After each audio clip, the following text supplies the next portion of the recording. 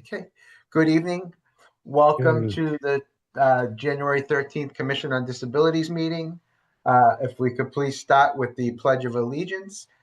I pledge allegiance Yes. to the flag of the United States of America and to the republic for which it stands, Right. one nation, under God, indivisible, with liberty and justice for all.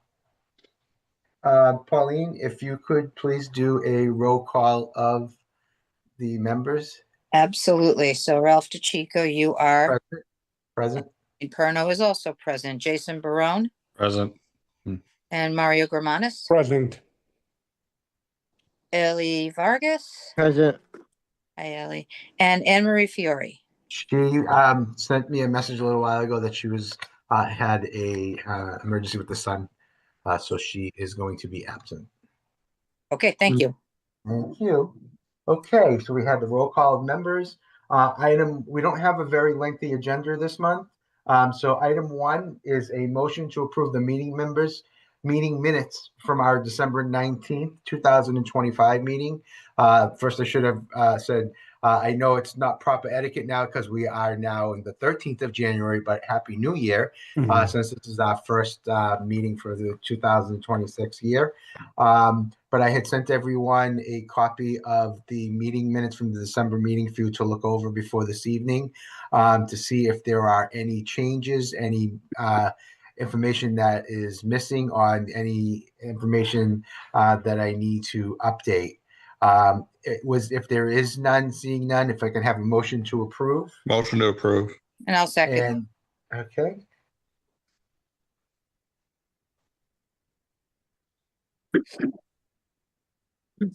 And item number 2 is where we always have a spot for a guest speaker, but we do not have a guest speaker for this meeting. So we will just proceed to item number 3, which is next steps from our December 9th, 2025 meeting. And mostly the first one is one that we just constantly roll over, which is any updates from Pauline and Anne Marie regarding the calendar for future monthly guest speakers. And I know, Pauline, you've been trying to work on for February, March. Yeah, I have. I may have February's. I'm just waiting for a call back. Okay. As I know, you will know. I'm just waiting. It went to one person, needed to go somewhere else. So I'm just waiting on that call back. So hopefully, keep your fingers crossed, we'll get that for February. Okay, perfect. And the next update, hopefully, is regarding a letter sent to Representative Turco regarding the River Beach crossing safety concerns, specifically. And Ellie was going to try and contact his office directly to. I did. I have not have any reply, but I'm gonna do is I have to go to the emergency room, so I'm gonna go to I'm going to City Hall and I'm gonna drop it because I need to do that. I've been in Puerto Rico since 2 days ago, so I came back. But my focus is to get that letter immediately because the Rivera crossing is getting bad, just like we were talking back in the scene. So I totally agree. I need to immediately send that letter because it's getting bad. Okay, thank you. Next, those are the only 2 items that we had for an update. Next is item number 4, which is CODA, Commission on Disabilities Alliance, monthly meeting, which was held last Wednesday, January 7th. As people would notice that the meeting notes were not ready in time for the posting, but I do have it right now. And basically, it's just one main thing that was on the agenda. They had a presenter at that meeting, which was a person by the name of Ellie Steva, who runs the consulting and training area of DPC, which is helpful for the training and resources. This is a relatively new department at DPC, which was established in 2024. And this is one of the many areas DPC can be of assistance to people with. If anyone wanted any more information, they can go to the DPC's website, and the DPC stands for the Disability Policy Consortium. So most of the meeting was on discussions on that, and just a few commission members just basically said that they were going to be getting their meetings going A lot of them didn't have meetings on relatively much going on in December, toward the end of December and before our monthly meeting in January. So there really wasn't much to report on, or a lot of time to discuss that, since they had a presentation for us from one of the departments there at DPC. So that's what I have for the monthly CODA information. Next is item number 5, is items from the Massachusetts Architectural Access Board, which is the MAAB for variances. We haven't received any variance applications for any projects since the last month that we discussed. So there's none to report on that.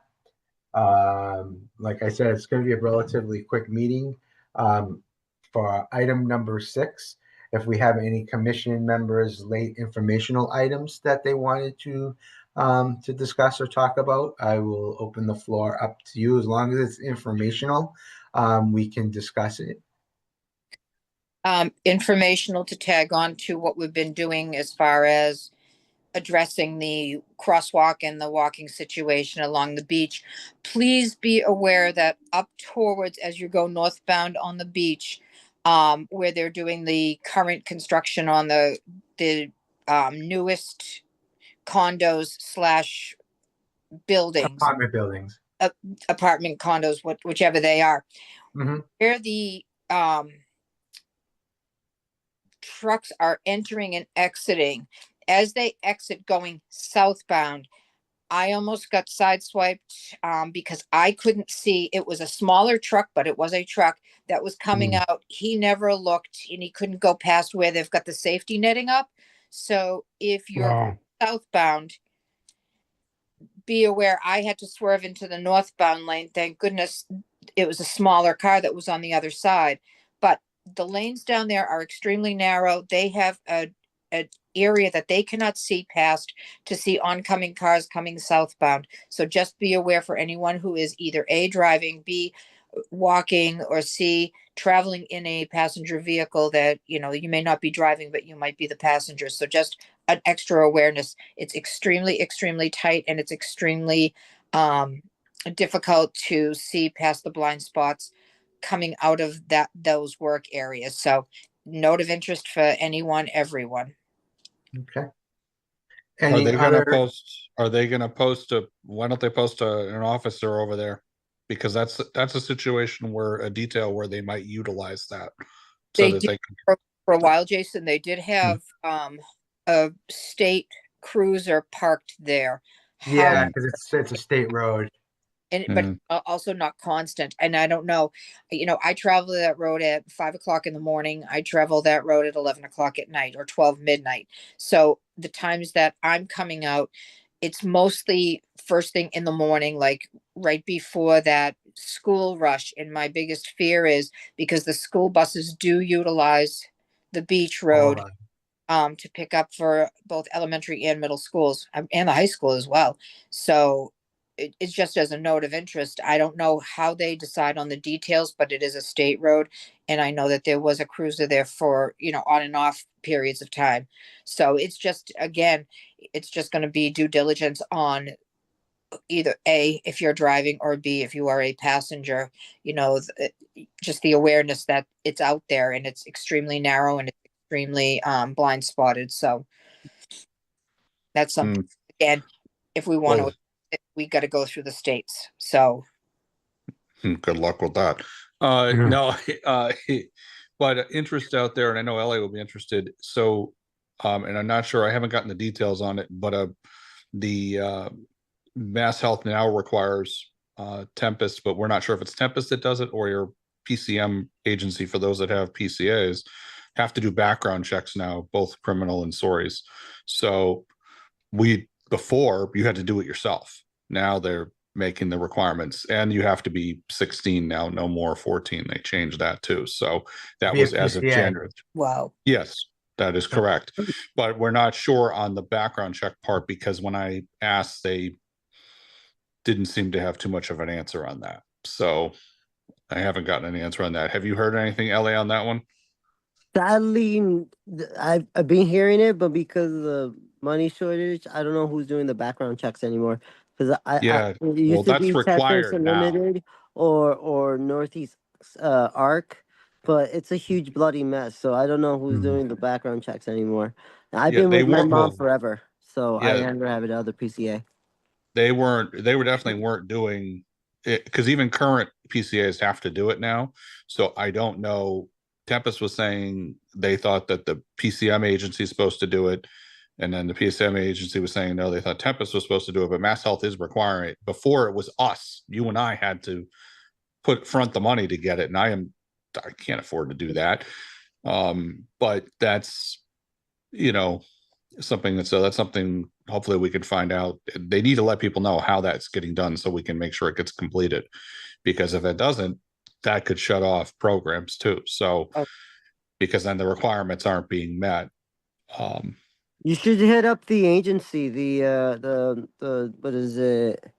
What the heck is it called? The 1197, yeah, the union for right, PCA, and see if what their information on it, because I know a lot of people are having difficulty. So I think you should hit them up, because I know yeah, they have more information, like Rachel and Vaughn, who runs the program.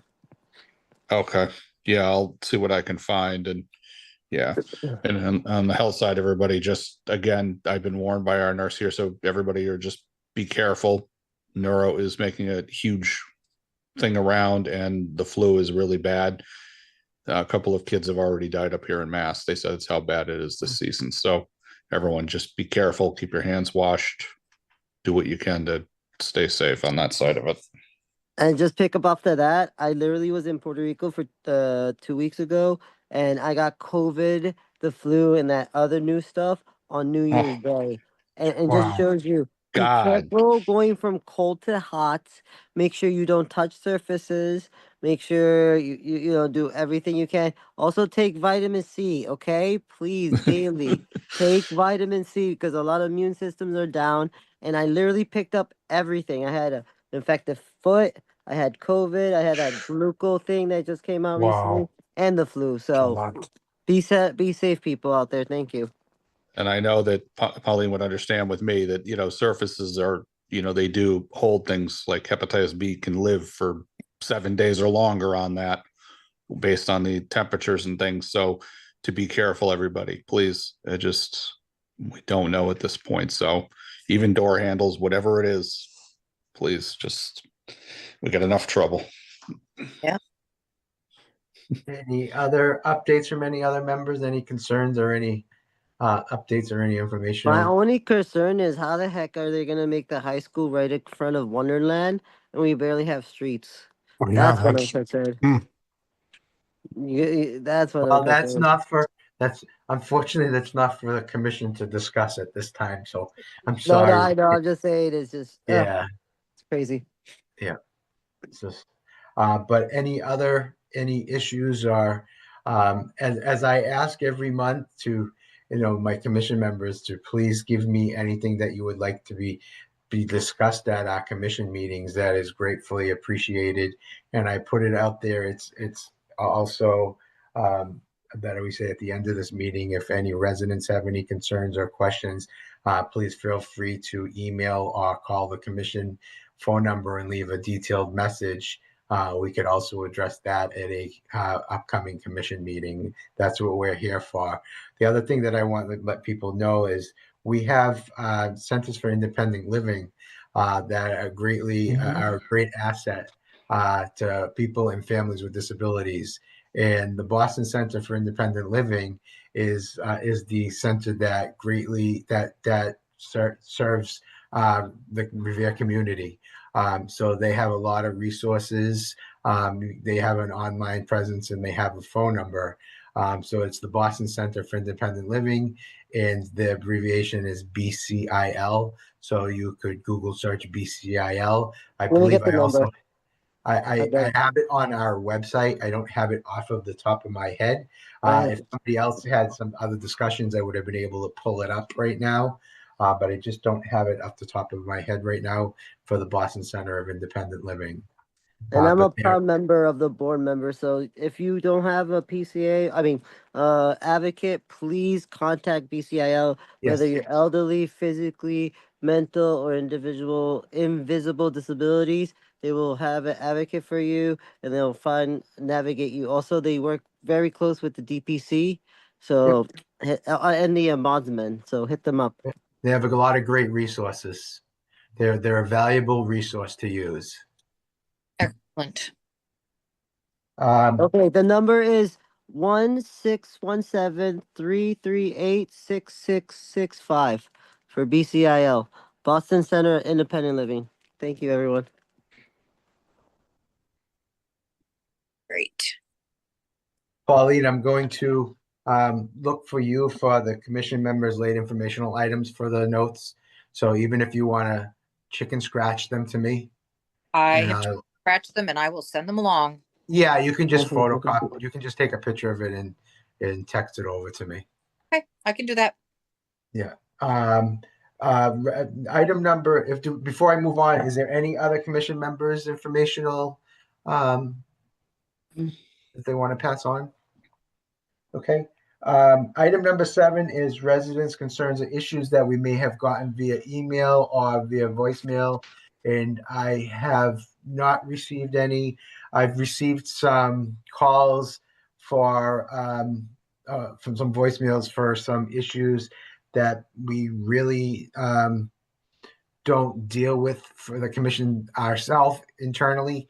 But I have called back and given them the resources on who they need to contact, such as renewals for their handicap placard, where to get the handicap placard, how to apply for a handicap placard, which is on our website. But I also, so a lot of the people don't have internet access.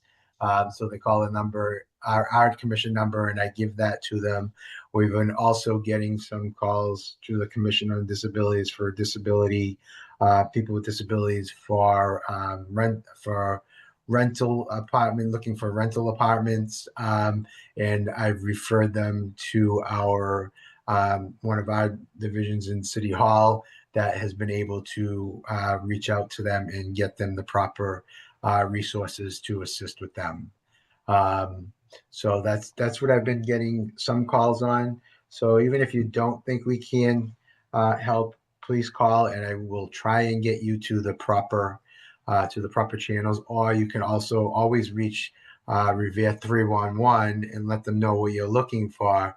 And if even though you're a resident or as a family member with disabilities, yes, the Commission on Disabilities is here, but sometimes it's not a matter for the commission to that can assist with. But we do have other resources that we should be able to let you know where to go or who can assist you. Hopefully, I was clear on that. If anybody wanted to add, try to, we're here to help as much as we can. That concludes. Item number 8 is next steps. And we're just going to carry over our usual monthly next steps is the updates for our guest speakers. And hopefully Ellie will be able to update us with the crossing safety concerns for next month. I'm gonna call and bug Ellie every day until the next meeting. And Pauline's gonna do the same. We're gonna send you. We're gonna see if once you get in touch with them, just reach out and let me know that you got in touch with them. No, I contacted the office just now. I left a message again. So I'm going to do Okay. that every couple of days. I'm going to call the office and say, hey, you're Have the available? representative's Let me come direct down number? there. You have Yeah, representative. I have directly Turkle's number and his personal number. So I Okay. left a Yeah, message. reach out to him directly and do it that way because we really want to get something. Maybe we can see if somebody from the office wants to, come and talk to us about the concerns at a meeting too. I'm welcome. Talk to Pauline too for any member has any ideas or knows anyone that wants to come as a guest speaker. Even though Pauline is looking at people, please reach out to Pauline with some contacts that anyone has for monthly guest speakers. Yeah, Okay. I'm open. You know, Maybe does we that should Representative Turco to just come in person or via Zoom. Right. Yeah, maybe that's an idea. Okay, thank you. Yeah. That's all. Okay. Like I said, it'd be a pretty quick meeting tonight. So that we did that. Item 8 was next steps. Item number 9 is our monthly reminder. Pauline, if you wanted to go over that. I would love to. The Commission on Disabilities office number is 781-286-8267. Residents can also call Revere 311 directly and speak to the staff member through Monday through Friday. They will answer most of your questions, but if they are unable to assist you, or if you would prefer to talk with the Commission directly, please ask to be transferred to the Commission on Disability direct number. Please leave a detailed message and we will respond to you shortly. As always, please don't hesitate to contact us if you would like to discuss or add something to our monthly meeting agenda. You can also let us know if you want to discuss any concerns. The Commission is here to help and assist all residents with disabilities and their families in Revere. Thank you. And I also wanted to just say one thing, knock on wood, and I'm going to knock on my head because it's made of wood. We've been relatively safe and sound with no snow this year. We've had some ice, but please remember, if you see any sidewalks or curb cuts that are covered with snow on a public walkway, such as Broadway, or if there's an intersection or bus stop, please feel free to reach out to Revere 311 to let them know. I know there's issues with cities and towns right now with communications with MBTA on who's supposed to be clearing MBTA bus stops and things of that nature. But my feeling is whoever can get there first should be cleaning them and keeping them clean for everyone, instead of having it tied up in bureaucracy. So, bus stops should be clean, not only for just snow, but all year round, basically, especially the ones that have the bus shelters. I seen a report tonight that the MBTA, and I'm pretty sure Julie from Community Development may know some inside. The MBTA is on their new bus routes and whatnot, that they are, and I'm not sure if it's in the Revere community, they're trying to put more bus shelters up at a lot of their bus stops where they can.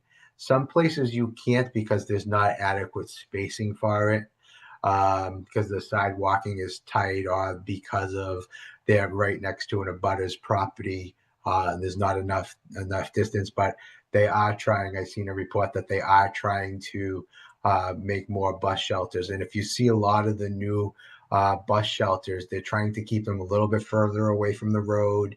They're putting the bench seats along with leaving enough space for wheelchairs. So they are trying to do their work. Along with, I don't know if anybody saw the report that the biggest ongoing settlement with the MBTA, I believe it was Feingold, was just finally settled after years in the making. Was a big disability lawsuit. So they are making strides to do better for people with disabilities. It was a long time coming. So hopefully they just keep going on the right path. And I believe it was it 2030 that all green line trains are supposed to be I forget what they call it. I should know this off the top of my head, and I'm not. They're all going to have the level. What's the word I'm looking for, Pauline? Low floor. That's what you're looking for. Yes, thank you.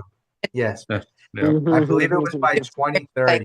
It's the equivalent. It's the Green Line trains are going to be the equivalent of the quote kneeling buses.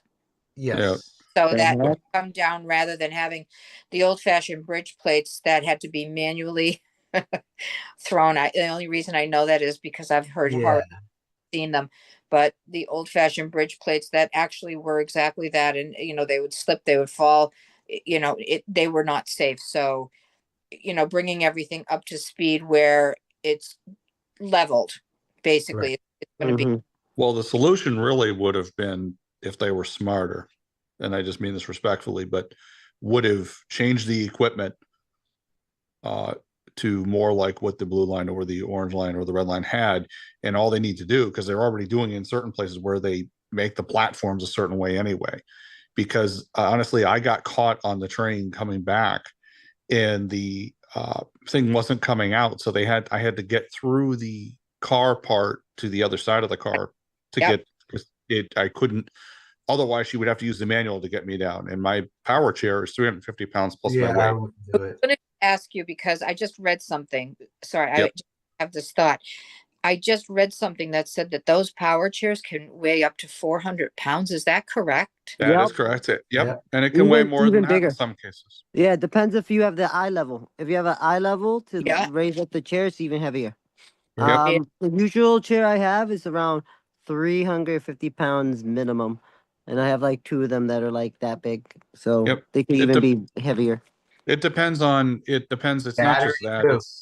It's The the battery too. parts. It's the parts on it too, because if The like batteries mine, is what's the batteries can weigh a lot too, and then some of them have a backup battery on them too that even makes them more heavier. No, Is no. the- Right. Usually they have is 2 batteries that Yeah. are synced to each other. So usually the chairs you always have 2 batteries. If right? you're Okay. talking about the newer ones, that's a whole different Yeah, mess. like But I yeah. have. Yeah, mine Yeah, doesn't. the newer ones. The synced ones, you don't need it, and that's why but those chairs are the ones that you get through insurance, and those like mine is customized, and now the parts on the front, my footrests come out like outward, so I can raise my legs to stretch, and then the back reclines. So those kind of things will Right. add, A you little bit know, more weight to the chair. No, yep, that's because I didn't honestly have.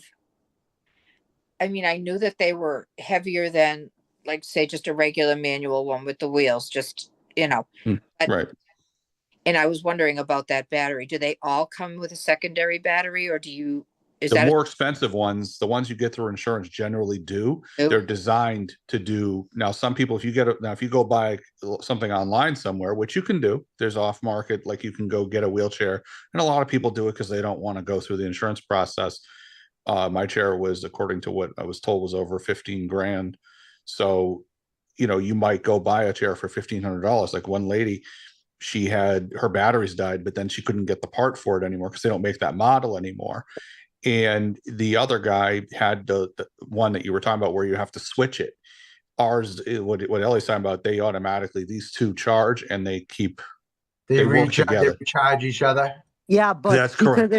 they're car batteries. Really? They're Right. like they're Yep. wet cell or whatever the Yeah. heck it is. Yep. That's why we have to charge them every night and try to charge them if we know we're going to go out, and we knew that we've been out for half a day now and we're going to go out again later tonight, let's say. Also, I want to do a shameless plug-in. Look up for re-equipment. Right. There you They go. always have donations for chairs. I just got one that's not the greatest eye level, and I got Yeah. it for only $20. And I didn't have to pay Damn. much. You just say you need it for whatever reason, blah blah blah blah, bada bing, bada boom. They'll tell you if you got it, then they'll tell you when they're gonna send it to you. It's a minimum is like $20, but if you want to donate, please donate if you can. More the merrier. They need the money. They almost didn't get the budget last year, and I hope they get the budget this year because they've been getting a lot of these chairs from people that are like pass away, retirement, whatever the case may be, and they repurpose it. They give it to you brand spanking new. So Mm. hit them up. Okay. Re-equipment. Got it? Thank you. Thank you so much. Okay. Item 11 is our meeting adjournment. So if I could have a motion to adjourn. Motion to adjourn. Second that. Okay. Okay. And our next meeting will be on Tuesday, February 10th at 6 p.m. Okay. So thank you. And let's just keep hoping that the weather, I know it's cold, but let's just hope that's all we get. Yeah. And go Pats. That's right. We need something. Yeah, if you're into Yeah, we sports. need something good like that, and maybe we'll be lucky too. Maybe the MBTA will follow Kansas City and start putting heated sections right near their bus stop, so they won't have to worry about snow. And Yeah. all That's a sidewalks. godsend. Hopefully, you yeah. get it. That Bye, y'all.